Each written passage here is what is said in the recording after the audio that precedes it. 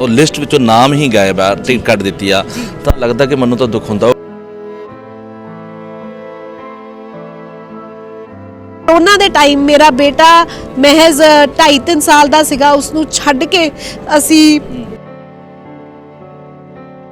ਬਹੁਤ ਦੁਖਦਾਈ ਆ। ਜਿੰਨੀ ਵਾਰ ਸਨਾਮ ਚ ਭੀੜ ਪਈ ਹੈ, ਭਾਵੇਂ ਫਤਿਹਵੀਰ ਦਾ ਟਾਈਮ ਸੀਗਾ, ਲੌਂਗੋਵਾਲ ਦਾ ਬੱਸ ਹਾਦਸਾ ਸੀਗਾ, ਹਰ ਥਾਂ ਤੇ ਮੋਹਰੇ ਹੋ ਕੇ ਲੜਾਈ ਲੜੀ ਹੈ। ਇਹ ਵੀ ਮੈਂ ਹੁਣ ਤੁਹਾਡੀਆਂ ਗੱਲਾਂ ਕਰਕੇ ਭਾਵੁਕ ਹੋ ਗਈ। ਕੁਛ ਨਹੀਂ ਹੁੰਦਾ, ਇਹ ਚੀਜ਼ਾਂ ਕਿਸਮਤ ਦਾ ਖੇਲ ਹੈ ਜੀ, ਔਰ ਡਟ ਕੇ ਇਸ ਦਾ ਪੂਰੇ ਹੌਸਲੇ ਨਾਲ ਇਸ ਸਿਚੁਏਸ਼ਨ ਦਾ ਵੀ ਸਾਹਮਣਾ ਕਰਾਂ। ਅਸੀਂ ਪਬਲਿਕ ਮੀਟਿੰਗ ਕੀਤੀ ਸੀ, ਹਰ ਵਿਅਕਤੀ ਦੀਆਂ ਅੱਖਾਂ ਨਮ ਸੀਗੀਆਂ, ਹਰ ਵਿਅਕਤੀ ਇਸ ਚੀਜ਼ ਤੇ, ਕਿਉਂਕਿ ਦੇਖੋ ਪਿਛਲੀ ਵਾਰ ਮੈਨੂੰ ਟਿਕਟ ਦਿੱਤੀ ਸੀ ਰਾਹੁਲ ਗਾਂਧੀ ਜੀ ਨੇ, ਔਰ ਕਹਿ ਕੇ ਦਿੱਤੀ ਸੀ ਕਿ ਸੀ ਕੈਟੇਗਰੀ ਸੀਟ ਹੈ, ਆਪਾਂ ਇਹ ਸੀਟ ਨਹੀਂ ਜਿੱਤ ਰਹੇ, ਕਿਸੇ ਨੂੰ ਆਪਣਾ ਹਲਕਾ ਛੱਡ ਕੇ ਭੱਜਣ ਨਹੀਂ ਦਊਂਗਾ। ਅੱਜ ਉਹੀ ਬੰਦਾ ਆਪਣੀ ਦਿੱਤੇ ਬਿਆਨਾਂ 'ਚ, ਔਰ ਬਿਆਨ ਵੀ ਕੋਈ ਬਹੁਤ ਪੁਰਾਣੇ ਨਹੀਂ, 2-3 ਦਿਨ ਪੁਰਾਣੇ ਬਿਆਨ ਨੇ, ਉਹਨਾਂ ਤੋਂ ਹੀ ਬੈਕ ਟਰੈਕ ਕਰ ਗਿਆ। ਲੀਡਰ ਤੁਹਾਨੂੰ ਲੋਕ ਬਣਾਉਂਦੇ ਨੇ, ਅਕਾਲ ਪੁਰਖ ਬਣਾਉਂਦਾ ਹੈ, ਪਾਰਟੀ ਦੀਆਂ ਟਿਕਟਾਂ ਨਹੀਂ ਬਣਾਉਣੀਆਂ।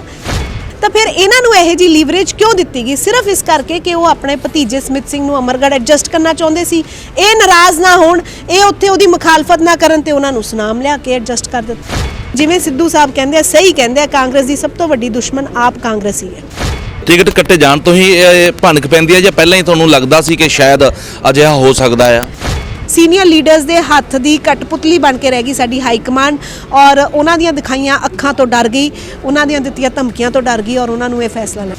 ਮੈਂ ਇਸ ਕਰਕੇ ਕੈਪਟਨ ਸਾਹਿਬ ਦੇ ਹੋਰਡਿੰਗ ਲਗਾਏ ਸੀ, ਕੋਈ ਚਹੇਤੇ ਹੋਣ ਕਰਕੇ ਨਹੀਂ, ਪਰ ਜੇ ਉਸ ਚੀਜ਼ ਦੀ ਕੋਈ ਤਕਲੀਫ ਮੰਨੀ ਬੈਠਾ ਤਾਂ ਉਹ ਮੇਰੀ ਪ੍ਰੋਬਲਮ ਨਹੀਂ ਹੈ।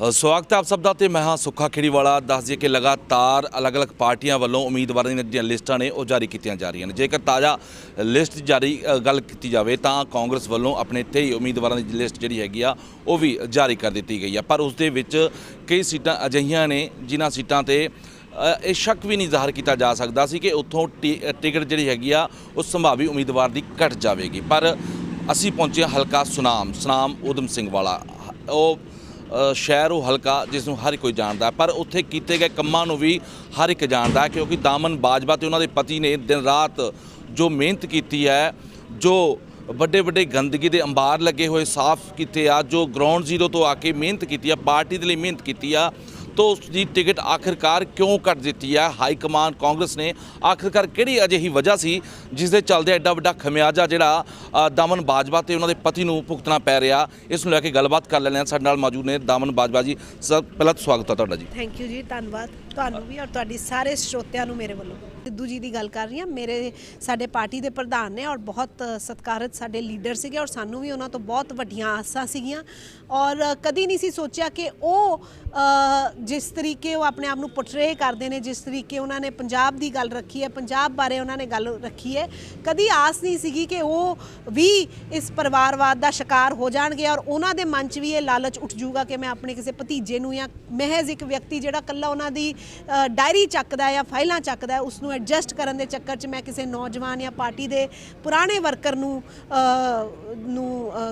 ਇਗਨੋਰ ਕਰ ਦਾਂਗਾ। ਬਟ ਹੋਇਆ, ਸੋ ਹੁੰਦਾ ਹੈ, ਪੋਲਿਟਿਕਸ ਹੈ, ਸਭ ਕੁਝ ਹੁੰਦਾ ਪੋਲਿਟਿਕਸ। ਟਿਕਟ ਕੱਟੇ ਜਾਣ ਤੋਂ ਹੀ ਇਹ ਭਣਕ ਪੈਂਦੀ ਹੈ ਜਾਂ ਪਹਿਲਾਂ ਹੀ ਤੁਹਾਨੂੰ ਲੱਗਦਾ ਸੀ ਕਿ ਸ਼ਾਇਦ ਅਜਿਹਾ ਹੋ ਸਕਦਾ ਆ? ਨਹੀਂ, ਮੈਨੂੰ ਪਹਿਲਾਂ ਦੇਖੋ ਚਰਚਾ ਤਾਂ ਸੀਗੀ 2-3 ਮਹੀਨਿਆਂ ਤੋਂ, ਕਿਉਂਕਿ ਉਹ ਆਏ 2-3 ਮਹੀਨੇ ਪਹਿਲਾਂ, ਜਿਹੜੇ ਧਮਾਨ ਸਾਹਿਬ ਦੇ ਭਤੀਜੇ ਨੇ ਉਹਨਾਂ ਨੇ ਸੁਨਾਮ ਆਉਣਾ ਹੀ 2-3 ਮਹੀਨੇ ਪਹਿਲਾਂ ਸ਼ੁਰੂ ਕੀਤਾ, ਔਰ ਮੈਂ ਦਾਅਵੇ ਨਾਲ ਕਹਿ ਸਕਦੀ ਹਾਂ ਕਿ ਸੁਨਾਮ ਦੇ ਲੋਕ ਨਾ ਉਹਨਾਂ ਨੂੰ ਜਾਣਦੇ ਆ ਨਾ ਪਹਿਚਾਣਦੇ ਆ। ਪਹਿਲਾਂ ਉਹਨਾਂ ਨੂੰ ਜਾ ਕੇ ਹਰ ਥਾਂ ਆਪਣੀ ਪਹਿਚਾਣ ਦੱਸਣੀ ਪਊਗੀ, ਔਰ ਫਿਰ ਕਿਤੇ ਉਹ ਗਾਂ ਕੋਈ ਗੱਲ ਕਰ ਸਕਣਗੇ। ਤਾਂ 2-3 ਮਹੀਨਿਆਂ ਤੋਂ ਮੈਨੂੰ ਇਹ ਸ਼ੰਕਾ ਜ਼ਰੂਰ ਹੋਈ ਸੀਗੀ, ਜਾਂ ਮੈਨੂੰ ਇੱਕ ਡਾਊਟ ਕ੍ਰੀਏਟ ਹੋਇਆ ਸੀ। ਬਟ ਫਿਰ ਔਨ ਦੀ ਅਦਰ ਸਾਈਡ ਮੈਨੂੰ ਸੀਗਾ ਕਿ ਪਾਰਟੀ ਹੈ, ਬਹੁਤ ਵੱਡਾ ਪਾਰਟੀ ਦਾ ਤਾਮਝਾਮ ਹੁੰਦਾ, ਆਰਗੇਨਾਈਜੇਸ਼ਨ ਹੈ। ਮੈਂ ਆਰਗੇਨਾਈਜੇਸ਼ਨ 'ਚ ਵੀ ਕਦੀ ਕੋਈ ਕੰਮ ਆਪਣੇ ਕਲੀਗਸ ਨਾਲੋਂ, ਈਵਨ ਜਿਹੜੇ ਮੇਰੇ ਮੇਲ ਕਲੀਗਸ ਨੇ ਉਹਨਾਂ ਨਾਲੋਂ ਵੀ ਦੁੱਗਣਾ ਕੰਮ ਕੀਤਾ। ਜੇ ਮੈਨੂੰ 5 ਬੱਸਾਂ ਕਹਿੰਦੇ ਸੀ, ਮੈਂ 10 ਲਗਾਈਆਂ, ਸ਼ਾਇਦ ਇਸ ਲਈ ਪਿਛਲੀ ਵਾਰ ਟਿਕਟ ਵੀ ਦਿੱਤੀ ਪਾਰਟੀ ਨੇ, ਔਰ ਮੈਨੂੰ ਸੀਗਾ ਕਿ ਸਾਰੇ ਡਿਸੀਜਨਸ ਮੈਰਿਟ 'ਤੇ ਲਿੱਤੇ ਜਾਣਗੇ। ਬਟ ਅਫਸੋਸ ਕਿ ਕਿਤੇ ਨਾ ਕਿਤੇ ਪਾਰਟੀ ਵੀ ਮਜਬੂਰ ਹੋ ਗਈ, ਕੁਛ ਸੀਨੀਅਰ ਲੀਡਰ ਲੀਡਰਸ ਦੇ ਹੱਥ ਦੀ ਕਠਪੁਤਲੀ ਬਣ ਕੇ ਰਹਿ ਗਈ ਸਾਡੀ ਹਾਈ ਕਮਾਂਡ, ਔਰ ਉਹਨਾਂ ਦੀਆਂ ਦਿਖਾਈਆਂ ਅੱਖਾਂ ਤੋਂ ਡਰ ਗਈ, ਉਹਨਾਂ ਦੀਆਂ ਦਿੱਤੀਆਂ ਧਮਕੀਆਂ ਤੋਂ ਡਰ ਗਈ, ਔਰ ਉਹਨਾਂ ਨੂੰ ਇਹ ਫੈਸਲਾ ਲੈਣਾ ਪਿਆ। ਕਿਤੇ ਇਹ ਤਾਂ ਨਹੀਂ ਗੱਲ ਹੈਗੀ ਜੀ ਦਾਮਨ ਜੀ ਕਿ ਪਹਿਲਾਂ ਜਦ ਸੀਐਮ ਸਨ ਕੈਪਟਨ ਅਮਰਿੰਦਰ ਸਿੰਘ, ਉਹਨਾਂ ਦੇ ਹੋਰਡਿੰਗ ਵੀ ਲੱਗਿਆ, ਸਾਥ ਵੀ ਚੱਲਿਆ, ਤੁਸੀਂ ਵੀ ਚਹੇਤੇ ਰਹੇ ਉਹਨਾਂ ਦੇ, ਕਿਤੇ ਇਹ ਤਾਂ ਨਹੀਂ ਹੈਗਾ ਕਿ ਉਸ ਚੀਜ਼ ਨੂੰ ਲੈ ਕੇ ਖਮਿਆਜਾ ਭੁਗਤਣਾ ਪਿਆ? ਮੈਂ ਦੇਖੋ ਚਹੇਤੀ ਮੈਂ ਕਿਸੇ ਦੀ ਨਹੀਂ ਰਹੀ ਨਾ। ਮੈਨੂੰ ਕੈਪਟਨ ਅਮਰਿੰਦਰ ਸਿੰਘ ਜੀ ਨੇ ਪਿਛਲੀ ਵਾਰ ਟਿਕਟ ਦਿੱਤੀ ਸੀ, ਮੈਨੂੰ ਟਿਕਟ ਦਿੱਤੀ ਸੀ ਰਾਹੁਲ ਗਾਂਧੀ ਜੀ ਨੇ ਤੇ ਮੇਰੀ ਆਰਗੇਨਾਈਜੇਸ਼ਨ ਨੇ ਦਿੱਤੀ ਸੀ, ਜਿਸ ਕਰਕੇ ਜੇ ਹਲੇ ਤੱਕ ਮੈਂ ਇਸ ਪਾਰਟੀ ਵਿੱਚ ਹੈਗੀ ਆ ਜਾਂ ਮੈਂ ਹਲੇ ਤੱਕ ਵੀ ਪਾਰਟੀ ਹਾਈ ਕਮਾਂਡ ਦੇ ਖਿਲਾਫ ਨਹੀਂ ਕਦੀ ਵੀ ਕੁਝ ਕਹਿ ਸਕਦੀ, ਉਹ ਇਸੇ ਕਰਕੇ ਕਿਉਂਕਿ ਮੈਂ ਤੇ ਮੇਰਾ ਪਰਿਵਾਰ ਅਸੀਂ ਕੁਝ ਵੀ ਹੋ ਸਕਦੇ, ਅਸੀਂ ਕ੍ਰਿਤਗਨ ਨਹੀਂ ਹੋ ਸਕਦੇ। ਸਾਡੇ ਸੰਸਕਾਰ ਨੇ, ਅਸੀਂ ਇੱਕ ਇਹੋ ਜਿਹੇ ਪਰਿਵਾਰ ਤੋਂ ਸੰਬੰਧ ਰੱਖਦੇ, ਇੱਕ ਫੌਜੀ ਦੀ ਧੀ ਆ। ਜਿਸਨੇ ਮੇਰਾ ਤੇ ਮੇਰੇ ਲੋਕਾਂ ਵਾਸਤੇ ਜਿਹਨੇ ਵੀ ਇੱਕ ਵੀ ਕਦਮ ਪੁੱਟਿਆ, ਇੱਕ ਵੀ ਸਾਡਾ ਸਾਥ ਦਿੱਤਾ, ਅਸੀਂ ਉਸਦੇ ਹਮੇਸ਼ਾ ਰਿਣੀ ਰਵਾਂਗੇ। ਕੈਪਟਨ ਸਾਹਿਬ ਨੇ ਹਮੇਸ਼ਾ, ਜਿੰਨੀ ਵਾਰ ਮੈਂ ਸੁਨਾਮ ਦੇ ਲੋਕਾਂ ਦੇ ਮਸਲੇ ਮਸਲਾਇਤ ਲੈ ਕੇ ਉਹਨਾਂ ਕੋਲ ਗਈ ਹਾਂ, ਉਹਨਾਂ ਨੇ ਮੈਨੂੰ ਖਿੜੇ ਮੱਥੇ ਅਟੈਂਡ ਕੀਤਾ ਔਰ ਬਹੁਤ ਸਾਰੀਆਂ ਗ੍ਰਾਂਟਾਂ ਉਹਨਾਂ ਨੇ ਮੈਨੂੰ ਜਾਰੀ ਕੀਤੀਆਂ, ਬਹੁਤ ਸਾਰੇ ਉਹਨਾਂ ਨੇ ਮੈਨੂੰ ਮੌਕੇ ਦਿੱਤੇ ਕਿ ਮੈਂ ਸੁਨਾਮ ਵਿੱਚ ਬਿਹਤਰ ਤਰੀਕੇ ਨਾਲ ਸੁਨਾਮ ਦੇ ਲੋਕਾਂ ਦੇ ਵਿਕਾਸ ਕਾਰਜ ਕਰਵਾ ਸਕਾਂ, ਲੋਕਾਂ ਨੂੰ ਮਦਦ ਪਹੁੰਚਾ ਸਕਾਂ। ਸੋ ਮੈਂ ਇਸ ਕਰਕੇ ਕੈਪਟਨ ਸਾਹਿਬ ਦੇ ਹੋਰਡਿੰਗ ਲਗਾਏ ਸੀ, ਕੋਈ ਚਹੇਤੇ ਹੋਣ ਕਰਕੇ ਨਹੀਂ। ਪਰ ਜੇ ਉਸ ਚੀਜ਼ ਦੀ ਕੋਈ ਤਕਲੀਫ ਮੰਨੀ ਬੈਠਾ ਤਾਂ ਉਹ ਮੇਰੀ ਪ੍ਰੋਬਲਮ ਨਹੀਂ ਹੈ। ਜਿਹੜਾ ਵੀ ਬੰਦਾ ਮੇਰੇ ਪਿੱਠ ਪਿੱਛੇ ਖੜਿਆ ਹੈ ਤਾਂ ਮੇਰਾ ਫਰਜ਼ ਬਣਦਾ ਹੈ ਕਿ ਮੈਂ ਉਸਦੀ ਘੱਟੋ ਘੱਟ ਪਬਲਿਕਲੀ ਸ਼ਲਾਘਾ ਕਰਾਂ। ਜੀ ਬਿਲਕੁਲ। ਜਦੋਂ ਪਤਾ ਚੱਲਦਾ ਹੈ ਦਾਮਨ ਬਾਜਵਾ ਤੇ ਉਹਨਾਂ ਦੇ ਪਤੀ ਨੂੰ ਕਿ ਟਿਕਟ ਉਹ ਲਿਸਟ ਵਿੱਚੋਂ ਨਾਮ ਹੀ ਗਾਇਬ ਆ, ਟਿਕਟ ਕੱਟ ਦਿੱਤੀ ਆ, ਤਾਂ ਲੱਗਦਾ ਕਿ ਮੈਨੂੰ ਤਾਂ ਦੁੱਖ ਹੁੰਦਾ। ਉਹ ਕਾਰਜ ਕੀਤੇ ਹੋਏ ਇੱਕ ਪਲ ਜਾਤਾ ਨੇ ਮਨ ਤਾਂ ਦੁਖੀ ਹੋਇਆ ਹੋਵੇਗਾ। ਬਿਲਕੁਲ ਬਿਲਕੁਲ। ਜਦੋਂ ਤੁਸੀਂ ਹੁਣ ਦੱਸ ਰਹੇ ਸੀਗੇ ਤਾਂ ਮੇਰੇ ਦਿਮਾਗ 'ਚੋਂ ਸਾਰੀ ਰੀਲ ਚੱਲੀ ਪਿਛਲੇ ਸਮੇਂ ਦੀ ਕਿ ਕਿਵੇਂ ਅਸੀਂ ਕਰੋਨਾ ਦੇ ਟਾਈਮ, ਮੇਰਾ ਬੇਟਾ ਮਹਿਜ਼ 2.5-3 ਸਾਲ ਦਾ ਸੀਗਾ, ਉਸਨੂੰ ਛੱਡ ਕੇ ਅਸੀਂ ਬਹੁਤ ਦੁਖਦਾਈ ਆ। ਗਰਾਊਂਡ ਜ਼ੀਰੋ ਤੋਂ ਕੰਮ ਕੀਤਾ ਹੋਵੇ ਤੇ ਆਖਿਰਕਾਰ ਕਹਿ ਦਿੱਤਾ ਜਾਵੇ ਤੁਹਾਡਾ ਇਸ ਹਲਕੇ ਨਾਲ ਲੈਣਾ ਦੇ ਨਹੀਂ ਟਿਕਟ ਕੱਟ ਦਿੱਤੀ ਜਾਵੇ। ਝਾੜੂ ਲਾਇਆ, ਲੋਕਾਂ ਦਾ ਕੂੜਾ ਚੱਕਿਆ, ਜਿੰਨੀ ਵਾਰ ਸੁਨਾਮ 'ਚ ਭੀੜ ਪਈ ਹੈ, ਭਾਵੇਂ ਫਤਿਹਵੀਰ ਦਾ ਟਾਈਮ ਸੀਗਾ, ਲੌਂਗੋਵਾਲ ਦਾ ਬੱਸ ਹਾਦਸਾ ਸੀਗਾ, ਹਰ ਥਾਂ ਤੇ ਮੋਹਰੇ ਹੋ ਕੇ ਲੜਾਈ ਲੜੀ ਹੈ। ਬਟ ਇਹ ਵੀ ਮੈਂ ਹੁਣ ਤੁਹਾਡੀਆਂ ਗੱਲਾਂ ਕਰਕੇ ਭਾਵੁਕ ਹੋ ਗਈ। ਕੁਛ ਨਹੀਂ ਹੁੰਦਾ, ਇਹ ਚੀਜ਼ਾਂ ਕਿਸਮਤ ਦਾ ਖੇਲ ਹੈ ਜੀ, ਔਰ ਡਟ ਕੇ ਇਸ ਦਾ ਪੂਰੇ ਹੌਸਲੇ ਨਾਲ ਇਸ ਸਿਚੁਏਸ਼ਨ ਦਾ ਵੀ ਸਾਹਮਣਾ ਕਰਾਂਗੇ। ਇੱਕ ਪਾਰਟੀ ਆ, ਇੱਕ ਨੈਸ਼ਨਲ ਪਾਰਟੀ ਆ, ਪਰ ਇੱਕ ਨੈਸ਼ਨਲ ਪਾਰਟੀ ਨੂੰ ਇੱਕ ਅਜਿਹੇ ਗਰਾਊਂਡ ਜ਼ੀਰੋ ਤੋਂ ਕੀਤੇ ਹੋਏ ਕੰਮ ਕਿਵੇਂ ਅੱਖੋਂ ਪਰੋਖੇ ਜਾ ਸਕਦੇ, ਕਿਵੇਂ ਉਹਨਾਂ ਨੂੰ ਅਣਗੌਲਿਆ ਕੀਤਾ ਜਾ ਸਕਦਾ, ਤੇ ਕਿਵੇਂ ਇੱਕ 3 ਮਹੀਨੇ ਪਹਿਲਾਂ ਆਏ ਬੰਦੇ ਨੂੰ ਸੀਟ ਦੇ ਦਿੱਤੀ। ਹਾਲਾਂਕਿ ਅਮਰਗੜ੍ਹ ਤੋਂ ਵੀ ਲੜ ਸਕਦੇ ਸੀ, ਅਮਰਗੜ੍ਹ ਤੋਂ ਵੀ ਪਹਿਲਾਂ ਜਿੱਤੇ ਹੋਏ ਨੇ ਧੀਮਾਨ ਸਾਹਿਬ, ਤੇ ਕੀ ਲੱਗਦਾ ਨਹੀਂ ਕਿ ਨਹੀਂ ਉਹੀ ਤਾਂ ਗੱਲ ਹੈ ਨਾ, ਅਣਗੌਲਾ ਨਹੀਂ ਕੀਤਾ ਗਿਆ। ਜੇ ਮੈਂ ਇੱਥੇ ਤੱਕ ਵੀ ਲੜਾਈ ਲੜੀ ਹੈ, ਜੇ ਕੱਲ ਵੀ ਮੇਰਾ ਨਾਮ ਡਿਸਕਸ਼ਨ 'ਚ ਸੀਗਾ, ਉਹ ਇਸ ਕਰਕੇ ਹੀ ਸੀਗਾ ਕਿਉਂਕਿ ਮੇਰੇ ਜਿੱਥੇ ਕੁਛ ਲੋਕ ਮੇਰੇ ਅਗੇਂਸਟ ਸੀਗੇ ਤਾਂ ਬਹੁਤ ਲੋਕ ਮੇਰੇ ਪੱਖ ਵਿੱਚ ਵੀ ਸੀਗੇ, ਬਹੁਤ ਲੋਕਾਂ ਨੇ ਮੇਰੇ ਕੰਮਾਂ ਦੇ ਵੀ ਉੱਥੇ ਦਲੀਲਾਂ ਦਿੱਤੀਆਂ, ਮੇਰੀ ਲੜਾਈ ਲੜੀ ਹੈ, ਇਹਦੇ ਵਿੱਚ ਕੋਈ ਸ਼ੱਕ ਨਹੀਂ, ਔਰ ਉਹਨਾਂ ਦੀ ਮੈਂ ਹਮੇਸ਼ਾ ਧੰਨਵਾਦੀ ਰਹੂੰਗੀ। ਬਟ ਗੱਲ ਇਹ ਹੈ ਕਿ ਜਿਹੜਾ ਵਿਅਕਤੀ ਆਪ ਪਬਲਿਕਲੀ ਇਹ ਬਿਆਨ ਦਿੰਦਾ ਸੀਗਾ ਕਿ ਮੈਂ ਕਿਸੇ ਦੇ ਮੁੰਡੇ ਨੂੰ ਟਿਕਟ ਨਹੀਂ ਲੈਣ ਦਿੰਦਾ, ਮੈਂ ਆਪਣੇ ਮੁੰਡੇ ਦੀ ਟਿਕਟ ਨਹੀਂ ਮੰਗੀ, ਮੈਂ ਕਿਸੇ ਦੇ ਮੁੰਡੇ ਨੂੰ ਟਿਕਟ ਨਹੀਂ ਲੈਣ ਦਊਂਗਾ, ਕਿਸੇ ਨੂੰ ਆਪਣਾ ਹਲਕਾ ਛੱਡ ਕੇ ਭੱਜਣ ਨਹੀਂ ਦਊਂਗਾ, ਅੱਜ ਉਹੀ ਬੰਦਾ ਆਪਣੀ ਦਿੱਤੇ ਬਿਆਨਾਂ 'ਚ, ਔਰ ਬਿਆਨ ਵੀ ਕੋਈ ਬਹੁਤ ਪੁਰਾਣੇ ਨਹੀਂ, 2-3 ਦਿਨ ਪੁਰਾਣੇ ਬਿਆਨ ਨੇ, ਉਹਨਾਂ ਤੋਂ ਹੀ ਬੈਕ ਟਰੈਕ ਕਰ ਗਿਆ। ਉੱਥੇ ਇਹ ਦੁੱਖ ਜ਼ਰੂਰ ਹੁੰਦਾ ਹੈ ਕਿ ਪਾਰਟੀ ਵਿੱਚ ਇਹ ਚੈੱਕ ਬੈਲੈਂਸਿਸ ਹੈ ਹੀ ਨਹੀਂ ਕਿ ਤੁਸੀਂ ਕਹਿ ਕੀ ਰਹੇ ਹੋ ਔਰ ਕਰ ਕੀ ਰਹੇ ਹੋ। ਜੇ ਧੀਮਾਨ ਸਾਹਿਬ ਦੀ ਤੁਸੀਂ ਗੱਲ ਕੀਤੀ ਹੈ ਤਾਂ ਕਿਉਂ ਧੀਮਾਨ ਸਾਹਿਬ ਅਮਰਗੜ੍ਹ 'ਚ ਤੋਂ ਚੋਣ ਨਹੀਂ ਲੜੇ? ਜੇ 5 ਸਾਲ ਉੱਥੋਂ MLA ਸੀਗੇ ਤਾਂ ਉਹਨਾਂ ਦਾ ਫਰਜ਼ ਬਣਦਾ ਸੀ ਕਿ ਉੱਥੋਂ ਹੀ ਚੋਣ ਲੜੀ ਜਾਵੇ। ਬਹੁਤ ਸਾਰੇ ਲੀਡਰਸ ਐਸੇ ਨੇ ਜਿਨ੍ਹਾਂ ਦੀ ਸੀਟ ਨਹੀਂ ਬਦਲੀ ਗਈ, ਉਹਨਾਂ ਨੂੰ ਉੱਥੋਂ ਹੀ ਲੜਾਇਆ ਜਾ ਰਿਹਾ ਜਿੱਥੋਂ ਉਹ MLA ਰਹੇ ਹੈ ਜਾਂ ਜਿੱਥੇ ਉਹਨਾਂ ਨੇ ਕੰਮ ਕੀਤਾ। ਤਾਂ ਫਿਰ ਇਹਨਾਂ ਨੂੰ ਇਹੋ ਜਿਹੀ ਲੀਵਰੇਜ ਕਿਉਂ ਦਿੱਤੀ ਗਈ? ਸਿਰਫ ਇਸ ਕਰਕੇ ਕਿ ਉਹ ਆਪਣੇ ਭਤੀਜੇ ਸਮਿਤ ਸਿੰਘ ਨੂੰ ਅਮਰਗੜ੍ਹ ਐਡਜਸਟ ਕਰਨਾ ਚਾਹੁੰਦੇ ਸੀ, ਇਹ ਨਾਰਾਜ਼ ਨਾ ਹੋਣ, ਇਹ ਉੱਥੇ ਉਹਦੀ ਮੁਖਾਲਫਤ ਨਾ ਕਰਨ ਤੇ ਉਹਨਾਂ ਨੂੰ ਸੁਨਾਮ ਲਿਆ ਕੇ ਐਡਜਸਟ ਕਰ ਦਿੱਤਾ। ਦਮਨ ਬਾਜਵਾ ਜਾਂ ਉਹਨਾਂ ਦੇ ਪਤੀ ਨੂੰ ਇਸ ਚੀਜ਼ ਦਾ ਦੁੱਖ ਆ ਜਾਂ ਫਿਰ ਹਲਕੇ ਦੇ ਲੋਕਾਂ ਨੂੰ ਵੀ ਦੁੱਖ ਆ?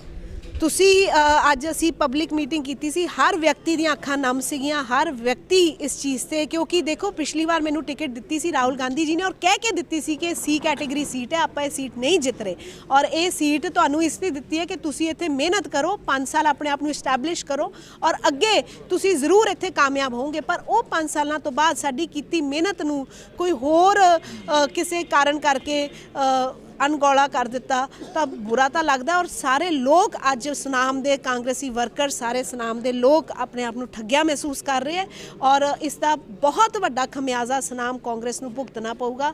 ਜਿਸ ਤਰੀਕੇ ਸੁਨਾਮ ਇੱਥੇ ਸੁਨਾਮ ਵਿੱਚ ਕਾਂਗਰਸ ਪਾਰਟੀ ਰੁਲਦੀ ਰਹੀ ਹੈ ਪਿਛਲੇ 20-22 ਸਾਲਾਂ 'ਚ, ਬਹੁਤ ਮਿਹਨਤ ਨਾਲ ਅਸੀਂ ਸਾਰੀ ਕਾਂਗਰਸ ਇਕੱਠੀ ਕੀਤੀ ਸੀਗੀ, ਇੱਕ ਪਲੇਟਫਾਰਮ ਤੇ ਲਿਆਂਦੀ ਸੀ। ਕਿਸੇ ਹੋਰ ਬੰਦੇ ਨੇ ਸੁਨਾਮੋਂ ਅਪਲਾਈ ਤੱਕ ਨਹੀਂ ਸੀ ਕੀਤਾ ਟਿਕਟ ਵਾਸਤੇ, ਤੇ ਅੱਜ ਉਹ ਦੁਬਾਰਾ ਉਹਨਾਂ ਨੇ ਉਸੇ ਮੁਕਾਮ ਤੇ ਲਿਆ ਕੇ ਕਾਂਗਰਸ ਨੂੰ ਦੁਬਾਰਾ ਖੜਾਤਾ ਹੈ। ਤੇ ਜਿਵੇਂ ਸਿੱਧੂ ਸਾਹਿਬ ਕਹਿੰਦੇ ਆ, ਸਹੀ ਕਹਿੰਦੇ ਆ, ਕਾਂਗਰਸ ਦੀ ਸਭ ਤੋਂ ਵੱਡੀ ਦੁਸ਼ਮਣ ਆਪ ਕਾਂਗਰਸ ਹੀ ਹੈ।